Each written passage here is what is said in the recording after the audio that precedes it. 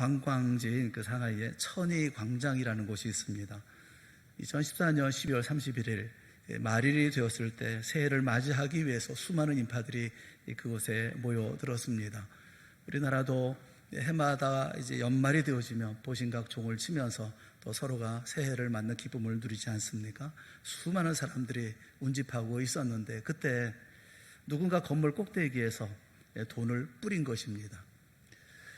그러자 사람들이 다 술렁이고 또 그것을 줍기 위해서 한꺼번에 몰려들기 시작을 했고, 그러는 바람에 그 와중에 36명이 죽었습니다. 47명이 또 크게 부상을 당했습니다. 엄청난 참사가 일어났던 것입니다. 그런데 기가 막힌 것은 그 돈이 진짜 돈이 아니라 가짜 돈이었다는 것입니다. 진짜도 아니고 가짜 돈을 줍기 위해서 팔다리가 부러지고 심지어 목숨까지 잃었으니 그 얼마나 참담하고 얼마나 어리석은 일이겠습니까? 오늘 우리 가운데도 이런 선택으로 사는 사람이 생각보다 많습니다. 정말 추구해야 할 삶의 가치를 모르기 때문에 이런 일들이 벌어지는 것이 아닐까 싶습니다. 인생을 바르게 살려고 하면 무엇을 쫓아갈 것인가를 잘 결정해야 합니다. 세상 물질과 헛된 영광을 쫓아가면 허무한 삶의 열매가 기다리고 있을 뿐입니다. 그러나 하나님의 뜻과 비전을 쫓아가면 생명과 복음의 열매를 맺을 수가 있습니다. 결국 우리가 추구하는 것이 무엇이냐 하는 것이 인생의 열매를 결정하는 것입니다. 우리는 이 땅에 살지만 크리스찬으로서의 삶을 살아갑니다. 세상 사람이 추구하는 것과 우리가 추구하는 것, 그것은 결코 같지 않습니다. 당연히 달라야 합니다. 우리의 추구는 이 땅에서 잘 먹고 잘 사는 데 있지 않습니다. 내 뜻을 성취하고 행복을 누림에 있지 않습니다. 이것은 지극히 근시안적이고 소모적인 것이라는 것을 우리는 잘 압니다. 우리가 정말 예수님을 따르는 제자라고 하면 그보다 훨씬 높은 차원의 추구가 필요합니다. 다시 말하면 하나님 나라에 대한 추구, 그리고 천국에 대한 추구입니다. 사랑하는 여러분, 여러분은 지금 천국을 누리고 계십니까? 여러분의 마음이 천국이고 여러분의 가정이 천국이고 우리 교회가 천국입니까? 다르게 질문을 해보겠습니다. 여러분은 하나님의 나라 천국을 추구하며 살고 계십니까? 여러분의 가정의 목표가 하나님의 나라 천국입니까? 우리 교회의 목표가 하나님의 나라 천국입니까? 우리 모두가 다 천국을 추구하고 천국을 소망하고 천국을 이루어가는 성도들이 다 되어질 수 있기를 주님의 이름으로 축원합니다. 오늘 본문에 있는 말씀은 예수님께서 천국에 대해서 말씀하고 계십니다. 예수님께서 천국에 대한 비유의 말씀으로 세 번째 말씀하시는 것입니다. 겨자씨에 대해서 말씀을 합니다. 예수님은 천국은 사람이 자기 밭에 갖다 심은 겨자씨 한 알과 같다, 그렇게 말씀을 하십니다. 예수님의 말씀을 가만히 잘 들어보면 천국은 세 가지로 우리에게 임한다라는 것을 알 수가 있습니다. 첫째는 천국은 앞으로 이루어지는 것이 아니라 이미 이루어졌다라는 것입니다. 예수님을 영접한 후에, 예수님이 내 심령에 들어오신 후에 하나님의 말씀이 내 영혼에 뿌려지는 순간 이미 천국은 우리 안에서 시작되었다는 것입니다. 천국은 죽어야만 가는 것이 아니라 이미 내 안에 하나님의 나라 천국이 시작되었다는 것입니다. 두 번째는 천국이 이미 이루어졌을 뿐만 아니라 현재 내 안에서 이루어져 가고 있다는 것입니다. 이것을 가리켜서 현재적 천국이라고 말합니다. 아무리 죄악과 불법이 가득 차고 그 안에서 내가 고통을 당한다 할지라도 내 안에 시작된 그 천국은 그 누구도 빼앗아갈 수가 없다는 것입니다. 현재의 삶을 통해서 천국은 계속 이루어지고 있고 그것을 내가 누리고 체험할 수 있다는 것입니다. 그 세 번째는 천국은 마침내 완성되는데 주님 오시는 그날 천국은 완성되어집니다. 그래서 해처럼 빛나는 삶을 살게 되어질 것이다. 예수님의 말씀을 정리해보면 천국은 이미 시작되었고 내 안에 자라고 있고, 그리고 천국의 완성은 마지막 날 완성되어질 것인데, 그러나 장차 이루어질 천국을 오늘 우리는 맛보고 누릴 수가 있다라고 말씀하고 계시는 것입니다. 우리 지금 예수님께서 겨자씨의 비유를 통해서, 오늘 본문의 말씀을 통해서 천국의 독특한 특징을 세 가지를 말씀을 하고 계십니다. 첫째, 그 시작은 아주 작다라는 것이고, 두 번째, 그러나 작은 시작이지만 그 안에 생명이 있다. 그리고 세 번째는 이 생명은 보이지는 않지만 끊임없이 성장한다. 이렇게 말씀하고 계십니다. 이 세 분의 말씀을 간단 말씀 우리가 같이 나눠보려고 합니다. 첫째, 하나님의 나라 천국은 보이지 않지만 그러나 작은 데서부터 시작되어지는 것이 천국이라고 말씀하고 계십니다. 그러므로 작다고 실망하지 말라는 것입니다. 하나님의 나라 천국은 예수 그리스도의 오심과 함께 이 땅에 임하고 말씀의 선포로 확장됩니다. 그리고 주님의 재림으로 완성이 되어집니다. 마치 씨앗을 뿌리고 자라면 거두어들이는 것과 같습니다. 하나님의 나라는 말씀과 같이, 다시 말하면 씨앗과 같이 밖에서 이렇게 우리 가운데 객관적으로 임한다라는 것입니다. 천국은 우리 안에서 우리가 만들어내는 것이 아니라, 이 땅에서 나는 것이 아니라 하늘에서 임하는 것이라고 말씀을 하고 있습니다. 그리고 씨앗과 같이 작은 것으로 임해서 그 세력이 점점 확장되어져 가는 것, 이게 천국의 모습이라고 말씀하고 계시는 것입니다. 어느 날 천국이 우리 삶 속에 들어오거나 우리 마음 속에 이루어지는 것이 아니라 작게 거기서부터 천천히 이렇게 확장되어져 나가는 것이 천국이다라고 예수님께서는 말씀하고 계시는 거예요. 이 천국을 설명하시면서 말씀하신 겨자씨 비유는 가장 작은 것과 큰 것, 그리고 가장 작은 것에서부터 가장 큰 것으로 자란다는 것을 말씀하고 계시는 거죠. 여기에 강조하시는 것은 작다라는 거예요. 그래서 겨자씨라고 말씀합니다.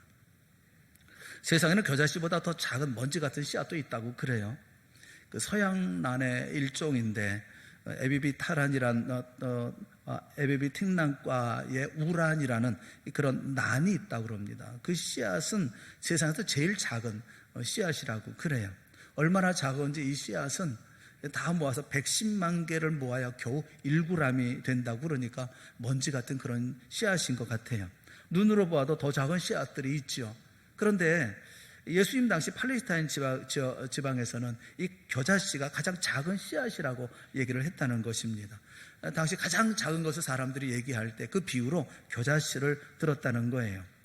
예를 들면 그 한 방울의 피도 희생하지 않는 이런 인색한 사람을 가리켜서 겨자씨만큼도 피 흘리지 않는 사람, 이렇게 얘기를 했다는 것입니다.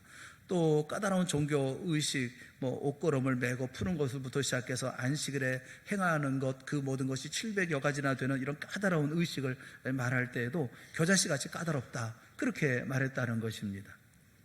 예수님도 그렇게 말씀하셨죠. 우리가 잘 아는 말씀이 마태복음 17장 20절에 보면 이르시되 너희 믿음이 작은 까닭이니라. 이 작다라는 것을 표현하시면서 말씀하셔요. 진실로 너에게 이르노니 만일 너에게 믿음이 겨자씨 한 알만큼만 있어도 이 산을 명하여 여기서 저기로 옮겨지라 하면 옮겨질 것이요 또 너희가 못할 것이 없으리라. 그렇게 말씀을 하셔요. 예수님이 이 믿음이라는 것이 겨자씨 한 알, 아주 작다, 이렇게 말씀하시는 것이죠. 아주 작고 미미한 정도만 있다 하더라도 이 믿음은 역사한다, 이렇게 말씀하고 있어요. 아무튼 당시에 팔레스타인 사람들은 아주 작은 것을 표현할 때 비유로 겨자씨를 들었다는 것입니다. 그런데 이런 겨자씨가 얼마만큼 자라느냐 하면 32절 말씀에 보면 자란 후에는 풀보다 커서 나무가 되며 공중의 새들이 와서 그 가지에 깃들이느니라 라고 말씀을 해요. 겨자씨가 자라면 이것이 숲처럼 이렇게 올라와서 둥그렇게 퍼지면서 이렇게 자란다고 합니다. 그래서 그 크기가 얼마나 큰지 말 탄 사람이 이렇게 지나가면 보이지 않을 정도로, 그래서 약 4m 정도로 꽤 크게 이렇게 겨자씨가 자란다라는 것입니다. 예수님의 말씀의 이 중점은 가장 작은 것이 가장 크게 자란다라는 거예요. 생각해 보면 그렇습니다. 교회가 그렇고 복음이 그랬잖아요. 한 사람부터 시작해서 온 가정, 온 마을, 온 민족, 온 세계에 복음이 전파되어져 갔습니다. 종교개혁의 시작도 그랬습니다. 모든 것도 한 사람, 그리고 작은 일로부터 시작해서 발전해 갑니다. 사람들은 위대함에 대한 이상한 환상이 있어요. 위대함은 처음부터 대단하고 굉장하고 어떤 조짐이 보일 거라고 생각하는데 꼭 그렇지 않아요. 어떤 분은 인류를 사랑한다, 인류를 위한다, 이런 얘기를 합니다만은 인류를 사랑한다는 사람이 자기 옆에 있는 사람을 사랑하지를 못해요. 자기 아내도 사랑하지 못해요. 그러면서 나라니 민족이니 군운합니다. 자기 가족을 사랑으로 바르게 인도하지 못하면서 세상을 인도하겠다? 이건 어불성설이죠. 이건 착각입니다. 가장 위대한 것은 큰 데서 시작하는 것이 아니라 작은 데서부터 시작되어지게 마련이기 때문에 그렇습니다. 한국교회 성장은 기독교 세계사의 불가사의라고 얘기를 합니다. 시작은 참 미미했죠. 우리나라에 첫 번째로 선교사들이 들어왔었어요. 제물포항, 인천항에 부활절 아침에 언더우드 선교사와 아펜젤러 선교사가 부활절 아침에 처음 한국 땅에 도착을 했습니다. 이제 한국 땅에 처음 도착한 다음에 한국 땅에 누가 먼저 발을 내딛느냐 하는 것이 사실 서로에게는 조금 이렇게 마음이 좀 있었던 모양이에요. 한국에 첫 발을 내딛는 선교사라는 것이 얼마나 굉장한 일이겠어요? 서로가 이렇게 그래서 좀 머뭇거리고 뭐 서로가 내리지 못하고 있는데 언더우드 목사님이 내가 먼저 내리겠다고 냉큼 내려가지고 그래서 한국 선교가 시작됐다고 그러지 않습니까? 하지만 한 사람이 내려서 발을 이 땅에 디딤으로 한국의 선교가 이렇게 이루어졌다는 것이거든요. 우리나라 복음의 역사가 미미하게 시작된 거예요. 한 사람이 무슨 일을 하겠어요? 그런데 이렇게 선교가 시작되어졌고 그리고 상상할 수 없을 만큼 엄청난 역사를 이루어가고 있지 않습니까? 뭔가 굉장하게 시작되거나 뭐 떨썩하게 시작한 게 아니에요. 조용하게 마치 작은 겨자씨처럼 임한다. 이것이 바로 예수님의 말씀이에요. 예수님도 작은 마을 베들레헴에서 시작하셨습니다. 그것도 마구간에서 시작하셨죠. 자라나실 때도 화려하고 인기 있는 도시가 아니라 하찮은 총구석 갈릴리에서 자라나셨습니다. 그리고 골고다에서 십자가를 지신 분이 우리 주님이십니다. 이 모두가 다 겨자씨죠. 예수님은 한 과부의 엽전 두 랩돈 한 고드란트를 축복하셨습니다. 또 칭찬하셨습니다. 쩔렁쩔렁 큰 소리를 내면서 헌금통 안에 떨어지는 황금 소리에 주님은 전혀 관심을 갖지 않으셨어요. 마태복음 25장 40절에 보면 너희가 여기 내 형제 중에 지극히 작은 자 하나에게 한 것이 곧 내게 한 것이니라 라고 말씀하셔서 예수님의 관심은 작은 자에게 있다 라고 말씀하셔요. 예수 5천이면 10,000명 속에 있지 않았습니다. 뭐 고관 대작들과 함께 있지 않았습니다. 적은 소수의 무리들, 죄인들, 세리들과 함께 계셨어요. 신통치도 않았던 제자 12를 놓고 말씀을 가르치신 것을 생각해보면 참 한심하기 짝이 없지 않습니까? 그 12를 가운데 하나는 가룟 유다고 또 하나는 성미 급한 베드로였지 않습니까? 인간적으로 12제자를 분석해보면 그 가운데 한 사람도 그렇게 시원한 사람이 없어요. 예수님이 이 제자들을 놓고 그렇게 말씀하셨어요. 염려하지 말라, 근심하지 말라, 다만 그의 나라와 그의 나라를 구하라, 그리하면 너에게 더하시리라, 이런 말씀하시면서 그 말씀 끝에 무슨 말씀하셨느냐 하면 적은 무리요 무서워 말라, 그렇게 말씀하셨어요. 그러니까 12제자도 보면서도 적은 무리, 아주 미미한 존재, 그렇게 말씀하셨다는 거예요. 그러니까 아주 적게 미미하게 시작해서 큰 역사를 이루어 나가는, 그게 하나님의 역사라는 거예요. 그게 복음이라는 게, 그게 천국이라고 말씀하고 있는 거예요. 우리는 뭐 굉장한 어떤 뭐 인류 학교에 가거나 직장도 뭐 남들이 다 부러워할 만한 알아주는 곳에 다니려고 자꾸 그러잖아요. 의미 있는 것에 시간을 쓰려고 하고 시시한 데는 관심도 없고, 이 천국을 아는 사람의 삶의 모습일까 하는 마음이 있어요. 작은 데서부터 시작해서 크게 나가야 되는 것이지, 처음부터 크게 시작해서 뭐 그 다음에 일을 이룰 수 있는가, 그런 생각이 많아요. 초대교회 시작도 미미하게 시작되지 않았습니까? 120명이 시작된 초대교회가 그 박해 속에서 이리 도망다니고 저리 도망다니고 감옥에 갇히고 사자에게 먹히고 십자가에 달렸죠. 모진 학대와 고난을 받으면서도 교회는 자라났습니다. 성장했습니다. 3,000명이 모이고 또 남자만 5,000명이 되었어요. 허다한 수가 셀 수 없을 정도로 모였다고 말씀하고 있어요. 예수님과 아무런 상관이 없어도 이 땅에도 복음이 들어와서 얼마나 많은 교회가 세워졌습니까? 교회마다 얼마나 많은 주의 백성들이 모여 예배를 드리고 있습니까? 얼마나 많은 주의 자녀들이 말씀을 듣고 변화되고 있고, 가정이 변하고 사회가 변하고 역사가 변합니까? 제가 이 말씀을 드리는 이유가 뭐냐면, 우리 안에 임하고 있는 하나님의 나라, 이 천국을 무시하지 말라는 거예요. 내가 머리가 둔할 수 있어요.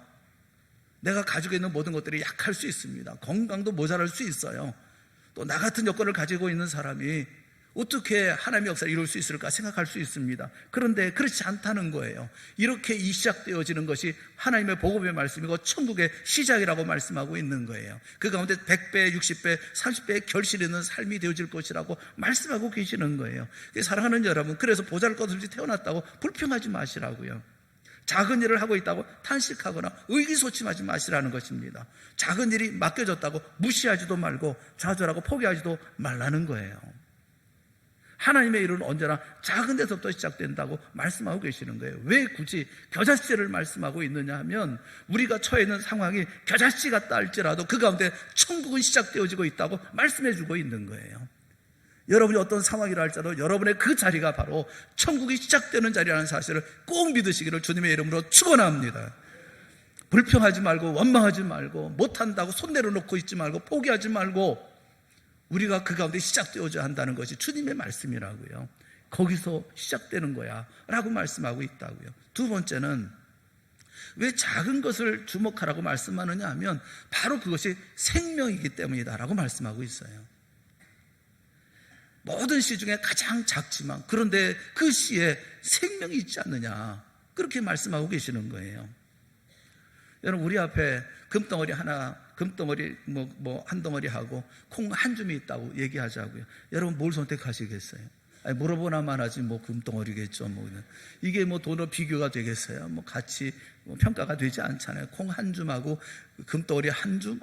이거 상대가 안 되잖아요. 근데 만약에 상황을 바꿔놓고 생각해 보자고요. 그런데 만약 외딴 섬에 혼자 지내게 되었어요. 그러면 여러분 금을 택하겠어요? 그럼 콩을 택하겠어요?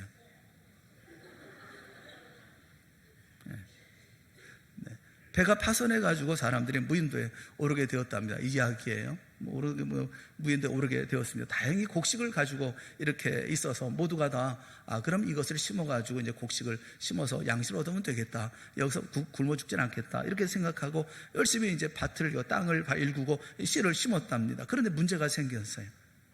무슨 문제냐면 씨를 심으려고 땅을 봤더니 금이 나오는 거예요. 금덩어리가 나오는 거예요. 사람들이 보면서 모두가 환호성을 지르면서 금을 캐기 시작했습니다. 금을 캐도 금이 끝이 없는 거예요. 그 산이 그 섬이 다 금덩어리가 되어 있는 것처럼 아무리 캐도 금이 계속 나오는 거예요. 그러면서 금을 열심히 캤습니다. 심으려고 했던 모든 알곡들은 전부 다 양식으로 먹으면서 다 했죠. 어떻게 됐을까요? 떼부자가 됐죠. 떼부자가 됐습니다. 그런데 잠깐 동안 떼부자로 지내다가 죽었어요. 굶어 죽고 말지 않았겠어요? 금이라는 것은 천년 만년 지나도 그냥 금일 뿐이에요. 그러나 생명은 안 그렇습니다. 생명은 시간이 지날수록 풍성해집니다. 생명은 시간이 지나면 지날수록 점령해 나아갑니다. 온 세상을 뒤덮게 만드는 것이 이 생명인 거예요. 사랑하는 여러분, 우리가 이 땅의 삶을 살아가면서 생명 있는 삶을 살아야 되지 않겠습니까? 무엇이 생명입니까? 복음이 생명이에요. 말씀이 생명이에요. 예수님이 생명이고 십자가가 생명 아닙니까? 중요한 것은 생명이 있느냐 없느냐, 죽었느냐 살았느냐, 그게 중요한 거잖아요. 아무리 작아도 살아있기만 하면 크게 보아야 하는 거예요. 이 차원이 다른 문제입니다. 이것은 현상의 문제도 아니고 물질의 문제도 아닌 거예요. 크다 작다의 문제도 아니고 많으냐 적으냐의 문제도 아닙니다. 이건 생명의 문제예요. 살았느냐 죽었느냐, 생명이냐 아니냐의 문제인 거예요. 생명은 아무리 죽어 있는 것 같아도 다시 살아날 것이고 미미한 것 같아도 엄청난 역사를 이룰 것이기 때문에 그런 거예요. 때로는 눈에 들어오지도 않고 의식도 되지 아니하고 아무런 응답도 얻는 것 같습니다. 겨자씨 같은 씨앗, 그 씨앗을 흙 위에 던진다 할지라도 떨어진다 할지라도 먼지 하나 떨어진 것처럼 눈에 보이지도 않잖아요. 씨앗이 뿌려졌는지 안 뿌려졌는지 그것도 알 수가 없습니다. 정말 이 가운데 싹이 날까 안 날까 걱정이 되는 거죠. 그러나 뿌린 것은 뿌린 것이고 생명은 생명으로 역사하는 거예요. 생명이 심겨졌으니 반드시 생명은 나는 거예요. 알고 있는 집사님이 계시는데 이분은 예수를 믿고 그리고 간신히 이제 첫 아이를 갖게 되었습니다. 이분이 연세대학 영문과를 나와서 영문학 박사이기도 하고 미국에 가서 공부를 하고 영문학 박사가 되었어요. 대학에서 연세대에서 강의를 했습니다. 학생 가운데 한 사람이 일본인인데 일본인 그 사람이 이제 목사가 한 분이 있었다고 그래요. 이분이 일본으로 돌아갔습니다. 그런데 이 가르치는 이 집사님이 임신했다라는 소식을 들었어요. 정말 반가운 그런 소식을 듣고 마침 한국에 나오는 길이 있어서 그래서 선물을 가지고 왔다고 그래요. 일본에서는 아기를 낳으면 거기에 필요한 모든 것들을 전부 다 세트로 다 들어있는 그런 선물이 있다고 그래요.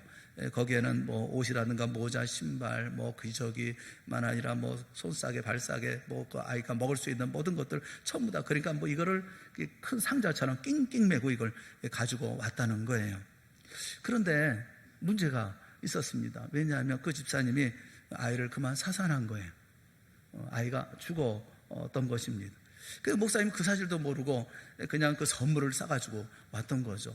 와서 그 사실을 알고 난 다음에는 참 멋쩍게 하고, 또 그리고 뭐라고 말할 수가 없어서 그 자리를 피하고 말았다고 그래요. 만남이 선목하고, 아이가 죽어서 태어났는데, 그런데 이 선물을 줄 수는 없잖아요. 안 줄 수도 없고, 그런 이상한 그런 상황이 돼서 상당히 피차가 좀 불편한 그런 자리가 되어졌던 거죠. 그 집사님은 꼭 죽고만 싶었다, 그런 얘기를 하셔요. 아기 대신에 자기가 죽었어야 되는데 내가 살아서 아이가 죽은 게 아닐까, 이렇게 마음의 아픔이 있었다는 거예요.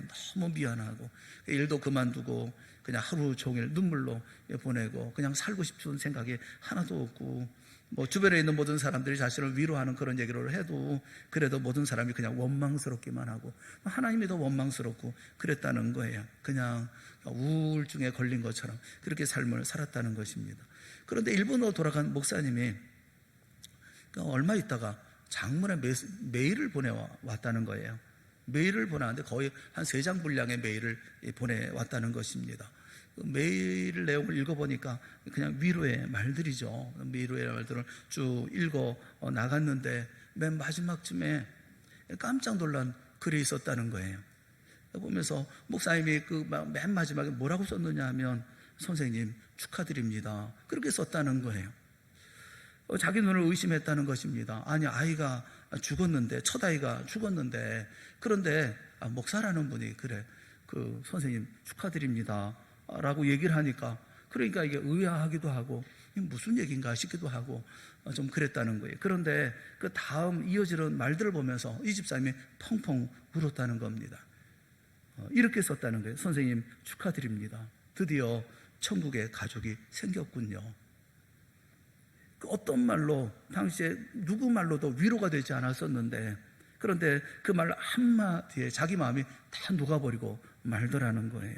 그리고 그 후엔 감사만 되더라는 거예요. 그 말이 정말 그렇게 위로가 될 수가 없더랍니다. 공부 열심히 한 것도 교회 나가기 위해서, 아버지의 반대를 무릅쓰고 교회 가기 위해서 공부를 열심히 해서 그 지역에서, 그 도시에서 그 1등도 하고 시험 볼 때 1등도 하고 그랬던 그런 분이에요. 그런데 하나님 왜 내게 내 아들을, 이 자녀를 빼앗아갔습니까? 자기가 1세대거든요. 자기 가정에 예수 믿는 1세대거든요. 그런데 그 목사님이 얘기한 것이, 선생님 드디어 천국에 가족이 생겼다고 하는, 그걸 축하드린다고 하는 말을 들으니까 그 마음에 그렇게 큰 위로가 됐다는 거예요. 지금 그 교회 집사님은 교회를 잘 섬기고 계십니다. 좋은 일도 많이 하고 계시고, 하나님은 그 집사님에게 쌍둥이를 주셨어요. 그 이후에 쌍둥이를 주셔서 아들과 딸을 주셔서 지금은 고3이고요. 공부도 잘하고 있고 착하고 교회도 잘 다니고 부러울 것이 없는 그런 가정이에요. 사랑하는 여러분, 이 집사님을 보면서 그런 마음이 많이 들었어요. 그분 마음속에 무엇이 있었을까요? 어떤 것이 있길래 천국을 얘기하니 소망이 되고 위로가 됩니까?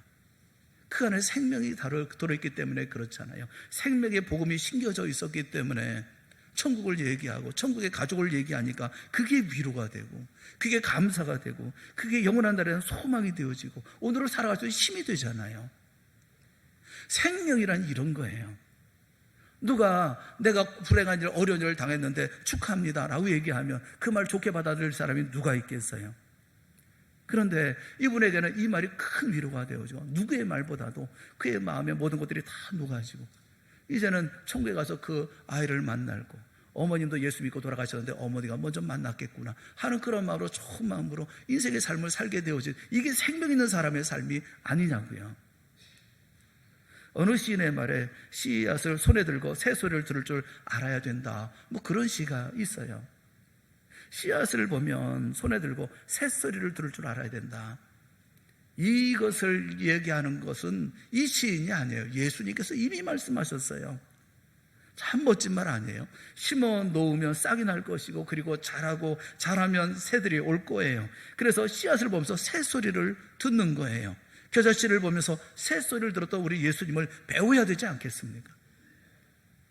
비록 보잘것없지만 이 겨자씨 하나를 아주 작은 것이고 볼품없는 것이지만, 근데 이것이 자라나서, 이것이 생명이 자라나서 큰 놀라운, 풍성한 놀라운 역사가 이루어질 것을 바라보고, 그 가운데 새들이 깃들어서 새가 즐겁게 노래 부르는 그 소리를 들을 줄 아는 것, 그게 믿음 아닙니까?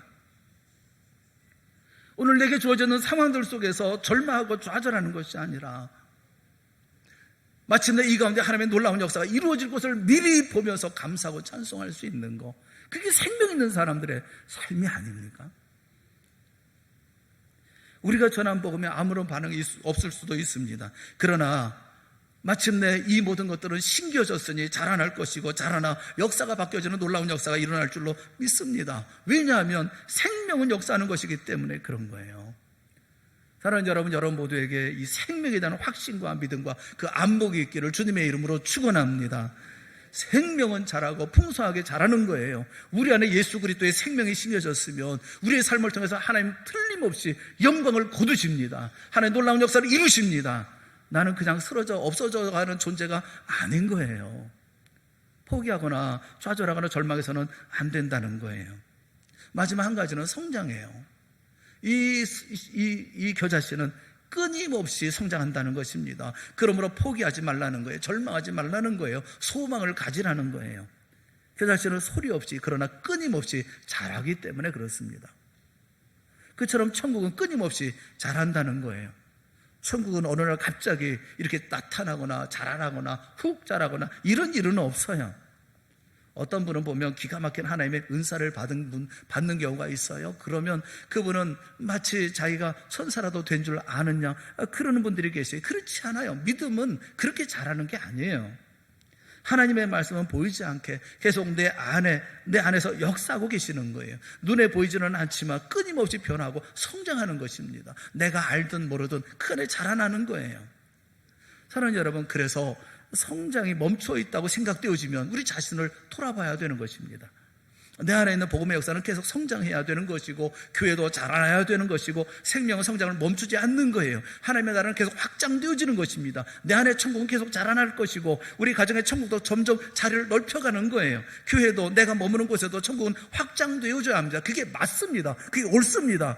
만약 그렇지 않다면 내 마음의 밭이 길가든지 돌밭이든지 가시더불이든지 자기 자신을 주목해보고 생명이 자랄 수 있도록 다시 개간해야 되는 것이죠.